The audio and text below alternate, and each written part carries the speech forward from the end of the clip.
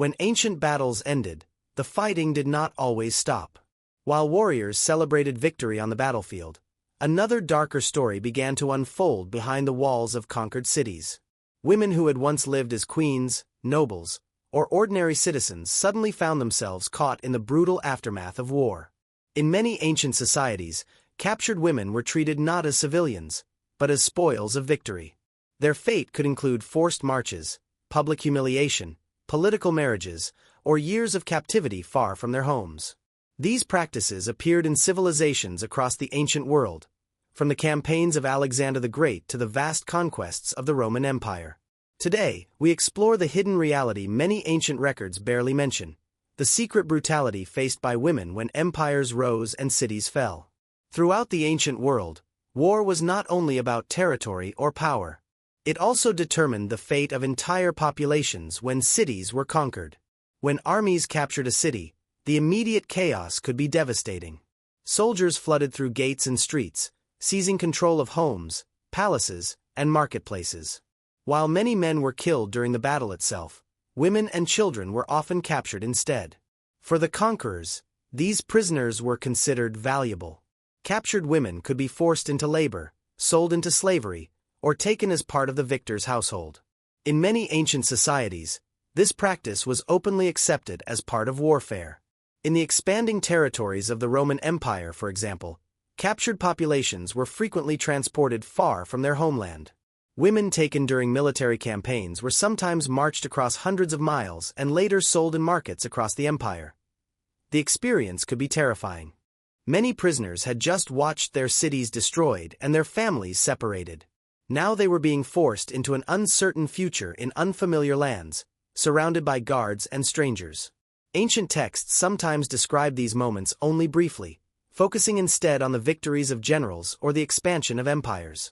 But hidden between those lines are the experiences of countless women whose lives changed forever in a single day. Royal women faced a slightly different fate, though not always a kinder one. When powerful cities fell, queens or princesses could be taken as political hostages. Their presence gave conquerors leverage over defeated kingdoms and rival rulers. In some cases, these women were forced into strategic marriages designed to strengthen alliances or legitimize new rulers. These marriages were rarely about personal choice. Instead, they were tools of diplomacy and domination, ensuring that the defeated dynasty could no longer challenge the new order. But the transition from royal privilege to captivity was often brutal. A woman who had once lived in a palace could suddenly find herself under constant surveillance, surrounded by unfamiliar customs, languages, and expectations.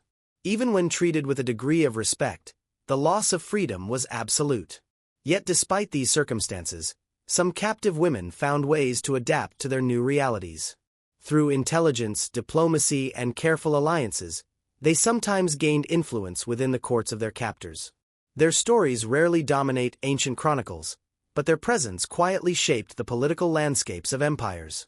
For behind the glory of conquest, another history unfolded, one written not by generals or kings, but by the silent endurance of women caught in the aftermath of war. As ancient armies expanded their territories, the fate of captured women became deeply. Children might be taken in one direction, while mothers were sent to another destination entirely.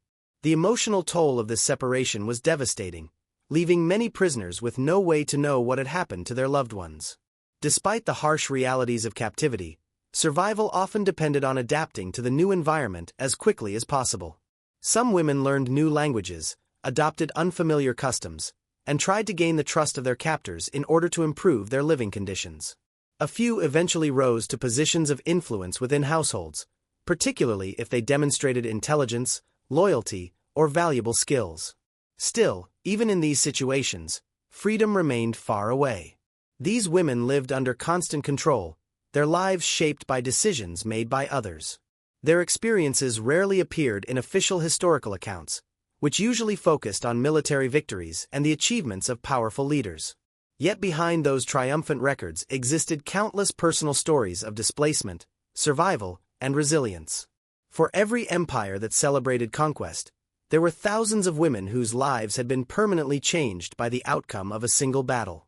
And as ancient warfare continued to shape the rise and fall of civilizations, the treatment of captured women would remain one of the darkest and most overlooked consequences of victory. As empires expanded and wars became more frequent across the ancient world, the treatment of captured women also became increasingly structured within systems of power. In civilizations like the Roman Empire and the territories conquered by Alexander the Great, prisoners were not simply taken randomly. Their fate was often determined by status, age, and political value. For ordinary women captured during battles, life in captivity was often defined by labor and strict control.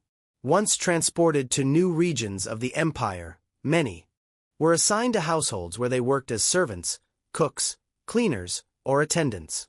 Others were sent to agricultural estates where large numbers of enslaved people worked the land to support growing cities and armies. These women had little control over their lives. Their daily routines were decided by those who owned them, and their ability to survive often depended on obedience and adaptability. Learning the customs and language of their captors could sometimes improve their situation, but freedom was rarely an option. For women of noble or royal background, the situation could be very different, though not necessarily safer. When powerful kingdoms were defeated, queens, princesses, or noble daughters were sometimes taken as political hostages. These women represented the fallen dynasty, and keeping them alive gave conquerors a powerful tool for controlling newly conquered territories. In some cases, royal captives were brought to the courts of victorious rulers and forced into diplomatic marriages. These unions were carefully arranged to legitimize new leadership, create alliances, or ensure loyalty from conquered regions. The practice had deep political significance. By marrying a princess from a defeated kingdom, a conqueror could claim a connection to the former ruling family. This helped stabilize power and reduce the risk of rebellion from populations that still respected their previous dynasty. But for the women involved, these marriages often meant the complete loss of their previous identity. They were removed from their homeland, surrounded by unfamiliar customs, and expected to represent the authority of the very rulers who had defeated their people. Despite these circumstances, some royal women learned to navigate the political world of their new courts. Through intelligence, diplomacy, and careful alliances, they sometimes gained influence over advisors, officials, and even the rulers themselves. Their knowledge of multiple cultures and political systems could make them valuable intermediaries in negotiations between different regions of the empire. Yet the emotional burden of such a life remained heavy. Many had lost their families, their kingdoms, and their former lives. Even when treated with a degree of respect in royal courts, they lived under constant pressure to fulfill political expectations placed upon them. Ancient historians rarely focused on these personal struggles. Instead, their writings often praised the victories of generals and the expansion of empires. But behind those victories were the quiet stories of women who had been uprooted by war, women who endured captivity, adapted to unfamiliar worlds, and sometimes managed to shape the political landscape from within the very systems that had conquered them. As wars continued to reshape ancient civilizations, their experiences would remain a hidden but powerful part of history's larger story. As ancient wars continued to shape the rise and fall of civilizations, the experiences of captured women became deeply intertwined with the systems of power created by expanding empires such as the Roman Empire and the territories influenced by the campaigns of Alexander the Great. In many cases, the fate of these women did not end with their initial capture. Instead, their lives became part of long-term strategies used by rulers to stabilize newly conquered regions. One of the most powerful tools used by conquerors was public display. When a victorious army returned to its capital, captured nobles and royal family members were sometimes presented during public celebrations. In the Roman Empire, victorious generals often held grand triumphal parades through the streets of the capital. During these ceremonies, prisoners from defeated kingdoms were displayed before crowds as symbols of conquest. For royal women taken in war, this could be an especially humiliating experience. Once treated with respect and authority in their own kingdoms, they were now shown to the public as evidence that their dynasty had been defeated. These ceremonies were not only celebrations, they were powerful messages meant to reinforce the dominance of the victorious empire. After the celebrations ended, the lives of these captives continued within the new political order. Some royal women remained in the courts of their captors, where they lived under constant supervision. Others were relocated to distant provinces where they could be monitored while still serving political purposes.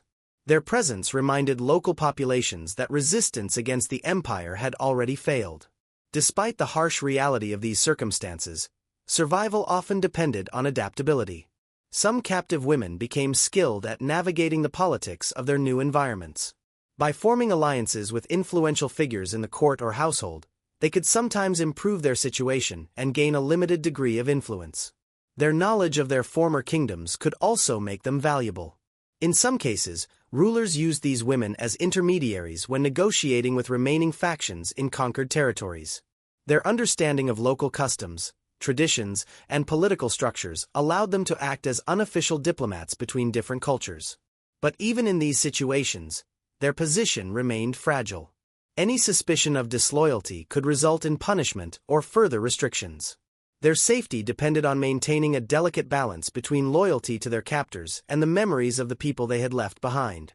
Over time, some of these women became mothers within their new households or royal families. Their children often grew up with mixed cultural identities, connecting the conquered regions with the ruling empire.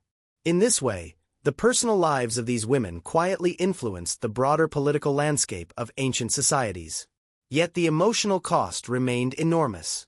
For many, the memories of lost homes, destroyed cities, and separated families never disappeared. Ancient historians rarely recorded these personal experiences, focusing instead on the achievements of emperors, generals, and expanding territories. But beneath those grand narratives existed another history, one shaped by women who had been taken in war, forced to rebuild their lives within unfamiliar worlds, and who quietly endured the consequences of empire building. And as the centuries passed, their stories became part of the hidden human cost behind every victory celebrated in the chronicles of ancient conquest. As the centuries passed, the empires that once dominated the ancient world slowly faded, but the stories of conquest remained recorded in historical chronicles. Victories were celebrated, generals were praised, and the expansion of powerful states such as the Roman Empire was remembered as a defining chapter of history. Yet behind these grand narratives existed another reality, one rarely written in detail. The lives of women captured during ancient battles were often reduced to brief mentions in historical texts. Chroniclers focused on military strategy, political alliances, and the achievements of rulers. The personal experiences of prisoners, particularly women, were rarely considered worthy of full documentation. As a result, much of their suffering remained hidden between the lines of history. When cities were conquered, the destruction of homes, the separation of families, and the forced displacement of thousands of people became part of the silent aftermath of war. Captured women carried these experiences with them into new lives defined by captivity, labor, or political expectation. But despite the loss of freedom and the upheaval of their worlds, many of these women demonstrated remarkable resilience. Some adapted to unfamiliar cultures and languages, gradually finding ways to navigate the complex systems of their new societies. Others became important figures within households or royal courts, influencing decisions in ways that official records rarely acknowledged. In royal courts especially, women who had once been prisoners sometimes developed unexpected influence. Their knowledge of different cultures, diplomatic traditions, and political structures could make them valuable advisors or intermediaries. Even though they had arrived as captives, their intelligence and adaptability occasionally allowed them to shape relationships between regions and rulers. Through marriage, motherhood, or quiet diplomacy, they became part of the very systems that had once conquered them. In this way, the legacy of these women extended far beyond their initial captivity. Their children sometimes inherited positions of power, linking previously hostile kingdoms through family ties. Over time, these connections helped reshape the political landscapes of entire regions. Yet the emotional and personal cost of these lives cannot be ignored. Behind every adaptation and every political role was a woman who had lost her homeland, her former identity, and often her family. The transition from freedom to captivity, from privilege to uncertainty, left scars that historical records rarely attempted to describe. Today, historians studying the ancient world increasingly recognize the importance of these overlooked experiences. By examining archaeological evidence, personal writings, and scattered historical references, researchers are beginning to uncover a more complete picture of what life was truly like for those who lived through the aftermath of conquest. The story of ancient warfare is not only about armies and emperors. It is also about the countless individuals whose lives were transformed by those conflicts, including the women who endured capture, displacement, and uncertainty in the shadow of empire. Their experiences remind us that behind every victory recorded in history, there were human lives forever changed by the consequences of war.